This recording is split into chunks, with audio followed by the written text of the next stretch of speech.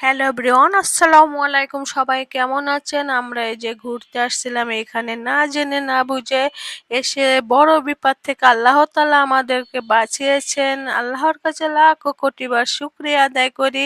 আমরা মাত্র ৪ জন আসছিলাম এখানে। আমরা ছাড়া আর কেউ মনে হয় আসতো না। এই লোকেরা যদি না আসতো, ভাগ্য অনেক ভালো যে তারা আসছিল। তারা প্রায় ছিল ২০-২৫ জনের মতন তারা আসছিল বলেই আমরা বেঁচে গিয়েছিলাম। আল্লাহর কাছে লাখো কোটিবার শুকরিয়া আদায় করি। যখন সবকিছুর গল্প শুনেছিলাম ওই দিন থেকে আমার যখনই মনে পড়ে আমি এখানে গিয়েছিলাম আমার বুকটার ভিতর ধড়ফড় শুরু করে দেয়। তাদেরকে অসংখ্য ধন্যবাদ। আল্লাহ তাআলা তাদেরকে ভালো রাখুক যে ওইদিন তারা আসছিল এইখানে। এটা অবস্থিত ইটাখোলা থেকে ১০-১৫ মিনিটের রাস্তা। এইখানকার নাম লাল পাহাড় টেক। আমরা গিয়েছিলাম না বুঝে না শুনে। রিপা একবার গিয়েছিল, তখন ২০ টাকা টিকিট ছিল, মোটামুটি উন্নত ছিল। ও ভাবছিল আরো হয়তো বা এতদিনে আরো উন্নত হয়েছে তার জন্য নিয়ে গিয়েছিল। ওরও কোনো দোষ না, আমরা আসলে অনেকটাই দূরে তো না জানার জন্য এই অবস্থা। তারপরে যাই হোক ওইখানে মোটামুটি ভালোই লাগছিল, ঘুরছিলাম। এতটা বাগান পাহাড় লাল মাটি দিয়ে এই পাহাড়টা পুরো করা ছিল, অনেক ভালোই লাগছিল। যখন বেরিয়ে আসি তখন ভাইজানের অনেক পানি পিপাসা লাগছিল। আমরা তাদের আগেই বেরিয়ে আসছিলাম, কারণ আমি তো একটু ভয়ঙ্কর টাইপের। আমার সত্যি মনে মনে অনেক ভয় লাগছিল বাগানটা দেখে। দিনের বেলায় তাই ভিতরে অন্ধকার লাগছিল।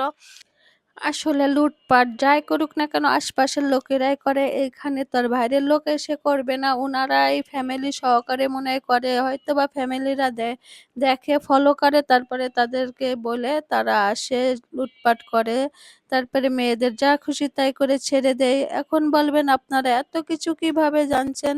আমরা যখন বেরিয়ে আসি ভাইজানের অনেক পানি পিপাসা লাগছিল, দূরে দেখে একটা বাড়ি দেখা যাচ্ছে, তাই গিয়েছিলাম ভাইজানকে একটু পানি খাওয়াইতে। তখন ওই জায়গার এক ভাবি বলছিল আপনারা কি এখন পার্কে ঢুকবেন? আমরা বলছিলাম ঘুরে আসছি আর যাব না। কয় খবরদার ওইখানে যায়েন না।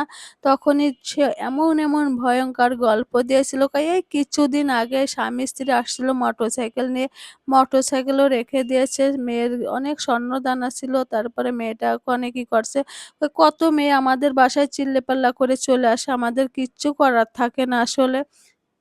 সবকিছু শুনে আমার এমন ভয় লাগছিল। আমার কাছে প্রায় ১ ভরির মতন স্বর্ণ ছিল, একটা আইফোন ছিল, একটা ভিভো ছিল, রিপার কাছে ফোন ছিল।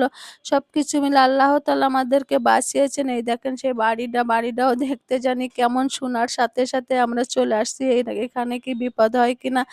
যাই হোক আমার বিশেষ অনুরোধ থাকবে এখানে কেউ যাবেন না, সবাই ভালো থাক, আমাদের জন্য দোয়া করবেন। আল্লাহ হাফেজ।